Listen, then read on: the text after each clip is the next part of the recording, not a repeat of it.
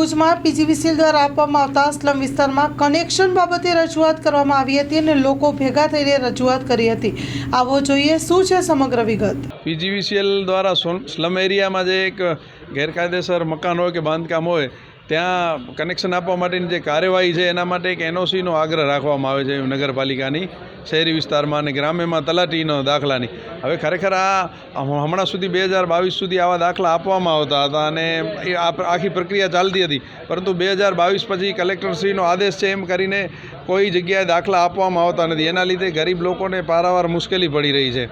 ખરેખર આ મૂળભૂત અધિકાર છે લોકોનો અને તેઓ જ્યાં રહે છે, સરકાર 100 ચોરસ વારના પ્લોટો પહેલાં અમારી સરકાર હતી ત્યારે આપતી હતી અને શહેરમાં પણ હાઉસિંગ બોર્ડના માધ્યમથી મીડિયમ ઇન્કમ ગ્રુપ અને લોઅર ઇન્કમ ગ્રુપ માટે મકાનો બનાવીને આપવામાં આવતા હતા। એ બધું બંધ થઈ ગયું છે। એના લીધે લોકોને દબાણ કરવા પડી રહ્યા છે। સરકાર દ્વારા વ્યવસ્થા નથી થતી, એના લીધે લોકોને આવું કરવું પડે છે। તો ખરેખર આમને ગટર પાણીના કનેક્શન નગરપાલિકા આપે છે, તો આના માટે દાખલો આપવામાં કોઈ આનાકાની કરવી જોઈએ નહીં, એવી અમારી રજૂઆત હતી। અમે આ બાબતે અગાઉ પણ રજૂઆત કરેલી હતી, પરંતુ એ ધ્યાનમાં લેવામાં નથી આવી। માર્ચમાં અમે પીજીવીસીએલના અધિક્ષક ઇજનેરને અને કલેક્ટરશ્રીને અને મુખ્યમંત્રીશ્રીને પણ લખ્યું હતું। એમાં કોઈ પગલાં લેવામાં ના આવ્યા, કોઈ કામગીરી કરવામાં ના આવી। એના લીધે હાલમાં જ્યારે જીબીની 15 ટીમો દ્વારા ચેકિંગની કામગીરી કરવામાં આવી વહેલી સવારે, અને એ જે અફડાતફડી થઈ એના કારણે એક અકસ્માત બન્યો અને એક 31 વર્ષના યુવાનનું મૃત્યુ થઈ ગયું છે।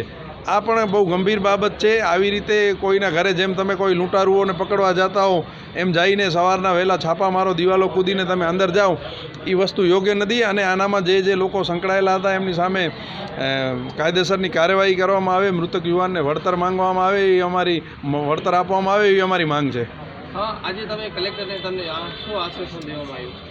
કલેક્ટરશ્રી દ્વારા નગરપાલિકાના જવાબદાર અધિકારીને બોલાવીને આ બાબતે ચર્ચા કરીને નિર્ણય કરવાની વાત કરવામાં આવી છે। એક તો પીજીવીસીએલ દ્વારા જે રીતે વર્તાવ જે ભીડ નાકા બહાર દાદુપીર રોડ ઉપર કરવામાં આવ્યું, આ ખરેખર એક ગેરકાયદેસર કૃત્યું હતું। આની સામે આ લોકો ઉપર એક ફરિયાદ દાખલ થવી જોઈએ એવી અમારી રજૂઆત છે। કારણ કે જે યુવાન ઉપર વાયર પડ્યું અને એમનું મૃત્યુ થઈ ગયું, એનો શું વાંક? તમે ચેકિંગમાં સવારના 6 વાગે જાઓ તો યુવાન તો સૂતો હતો પોતાના ઘરે છત ઉપર, અને એના ઉપર વાયર પડતા એ ઓફ થઈ જાય। આવી પરિસ્થિતિમાં અને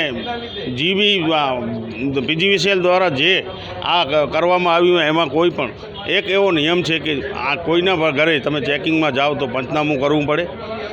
આ પછી એને આપણા ભુજ જે પણ પોલીસ સિટીનો જે પણ વિસ્તાર આવતું હોય એ સિટી વિસ્તારને પણ જાણ કરવી પડે। આ કોઈ પણ જાતની કોઈને જાણ કરવા વગર ઓચિંતા આ લોકો જાણે આ મોટા ગુનેગાર હોય, આતંકવાદીને પકડવા ગયા હોય એ રીતે પીજીવીસીએલની જે અધિકારીઓ વારંવાર ભુજમાં આવી રીતે કરે છે, એની સામે અમે કલેક્ટર સાહેબ પાસે અમારી રજૂઆત હતી કે આ ખરેખર ખોટું છે, નિયમ વિરુદ્ધ છે અને માનવ અધિકારનો પણ ભંગ છે। કે તમે જોઈ શકો છો કોઈના ઘરે સવારના 6 વાગે આવી ટીમો જાય એ વ્યાજબી નથી। આવી અમારી એક રજૂઆત હતી। બીજી અમારી રજૂઆત હતી કે જે પીજીવીસીએલ દ્વારા એનઓસી આપવામાં નથી આવતી, જ્યારે હાઈકોર્ટના આદેશનો પણ આ ભંગ કરી રહ્યા છે।